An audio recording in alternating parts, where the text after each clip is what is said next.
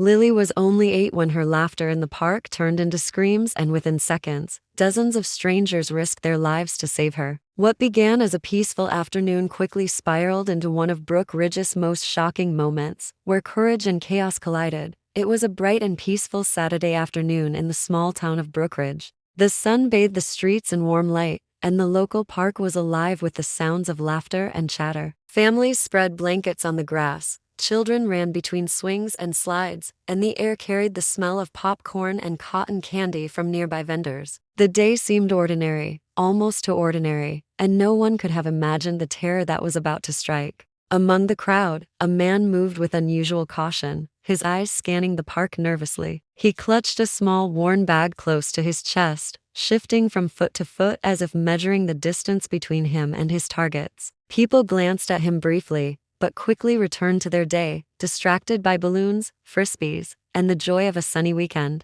The man's presence blended into the background, almost invisible, yet there was an unsettling intensity in his gaze that went unnoticed. In the middle of the park, an energetic 8-year-old girl named Lily chased after her bright red balloon, laughing as it floated just out of reach. Her small feet pounded against the grass, her joy infectious, drawing smiles from nearby parents and strangers alike. The sun highlighted her golden hair, making her look like a carefree spirit, completely unaware of the danger creeping closer. Then, in a terrifying instant, everything changed. The man lunged forward with a sudden, sharp movement, brandishing a blade. Screams erupted, slicing through the park's calm atmosphere. Parents froze, caught between disbelief and instinctive fear, while children scattered, unsure of what had just happened. The peaceful scene transformed into chaos in seconds. People rushed toward the sound of the attack, some paralyzed by shock, others propelled by a need to act. The man swung the weapon, and panic spread through the crowd like wildfire. Yet, amidst the terror, a sense of unity began to form. Strangers instinctively moved together, surrounding the attacker, trying to protect the child. The sheer suddenness of the event left everyone breathless,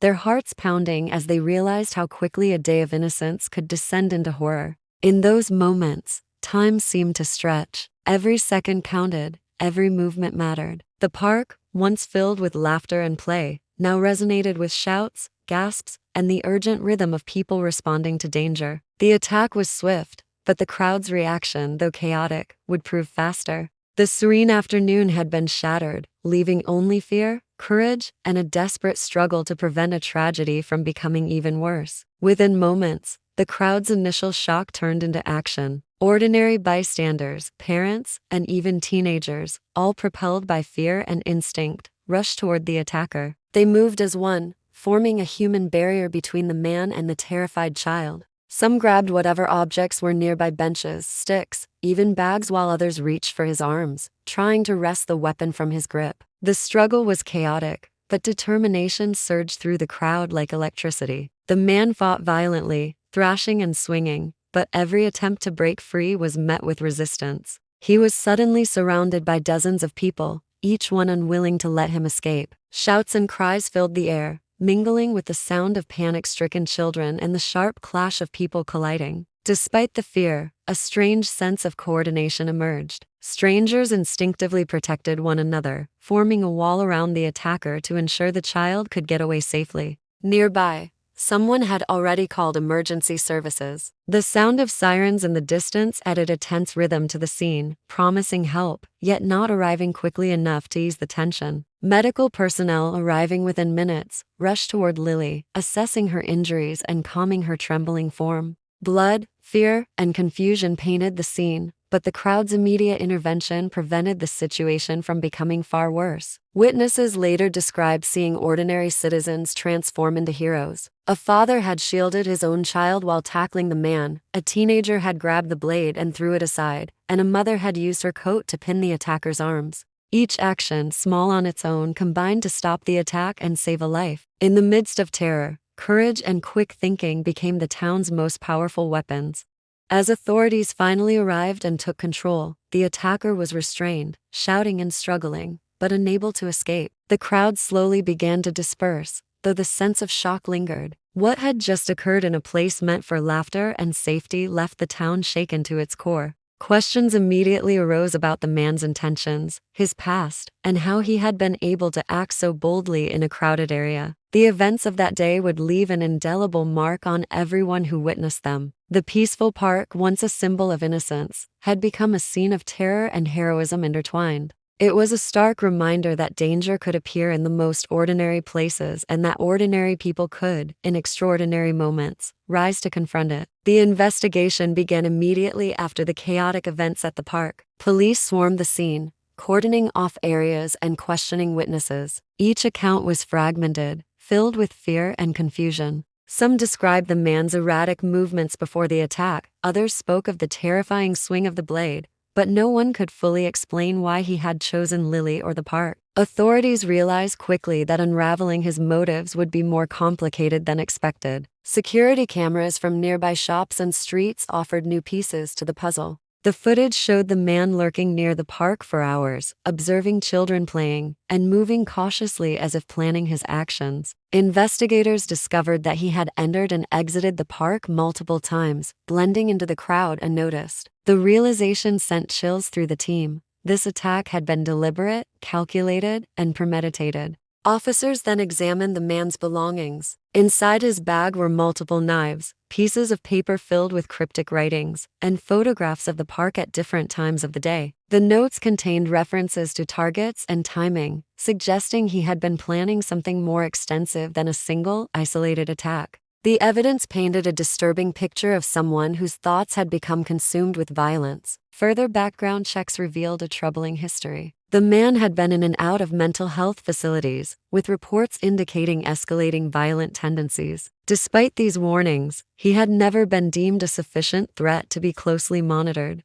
This gap in the system shocked investigators, raising questions about how many other potential dangers might be going unnoticed. The more they uncovered, the more alarming the situation became. Authorities realized the park incident could have been just the beginning. The attacker had studied public spaces, patterns of visitors, and moments when children were most vulnerable. The case quickly evolved from a single assault to a broader investigation into public safety, planning, and accountability. Amid the darkness, one piece of hope emerged: the crowd. A swift and courageous response had prevented a far greater tragedy. Investigators noted that the actions of ordinary citizens had not only saved Lilia's life but also potentially stopped the man from carrying out more attacks. The park attack became a case study in how immediate action, even by untrained civilians, could make the difference between life and death. As the investigation continued, Brookridge held its collective breath. The community had been forced to confront uncomfortable truths about safety, human behavior, and the unpredictable presence of danger in the most familiar places. The story was far from over, and the twists had only begun to reveal themselves. The trial of the man brought even more shocking details to light, revealing layers of his life that no one had imagined. Court documents showed a history riddled with psychological disorders, repeated brushes with the law, and periods of unstable behavior. Despite numerous interventions by authorities and mental health professionals, he had repeatedly slipped through the cracks. The attack on Lily was not a spontaneous act, it had been the culmination of months of planning, obsession, and unchecked impulses. During testimony, experts described his meticulous observation of public spaces. He had chosen the park because it was crowded, yet open enough to allow him to move unnoticed. Investigators revealed that he had targeted multiple parks in the city, scouting them for weeks, noting times when children were most active. The attack on Lily had been intended as the first in a series, a chilling revelation that sent waves of fear through the community. The thought of what could have happened if the crowd had not acted quickly weighed heavily on everyone. Further evidence emerged in the form of a hidden video on his phone. It captured him pacing near different playgrounds, muttering to himself and rehearsing movements as if preparing for something sinister. The footage provided authorities with critical insight into his premeditation and state of mind. In court, this video was presented as undeniable proof of the danger he posed, turning abstract fear into concrete, terrifying reality. Even amidst the horror, stories of courage continued to surface. A teenage bystander had secretly filmed part of the park incident, capturing both the man's violent attempts and the crowd's collective effort to restrain him.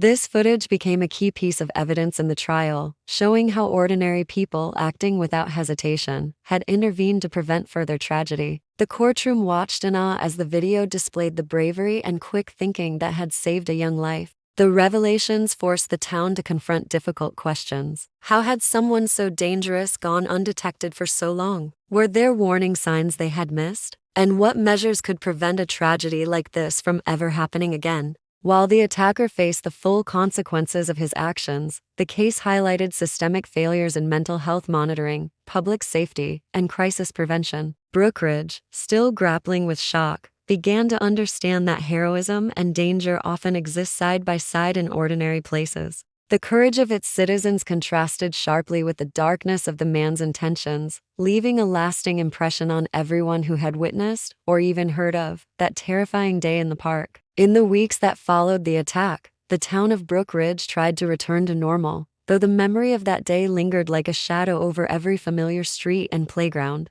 Lily, the young girl whose life had been put in danger, slowly recovered. Hospital visits became routine, and with the support of her family, she began to regain the confidence that the attack had threatened to take away. Her bravery in the face of trauma inspired the entire community, a reminder of resilience in the wake of fear. The man who had caused the chaos was sentenced to life imprisonment without the possibility of parole. Courts described his actions as premeditated and dangerously escalated, emphasizing that the crowd's intervention had likely prevented further attacks. Mental health experts testified that his behavior had followed a predictable pattern of escalating obsession and violence, but systemic failures had allowed him to remain unmonitored. His imprisonment brought a sense of relief to the town, though the questions about prevention and responsibility continued to haunt many residents. Community leaders and authorities initiated discussions about public safety, creating programs designed to help ordinary citizens respond to emergencies. Workshops were organized, explaining how small actions calling for help,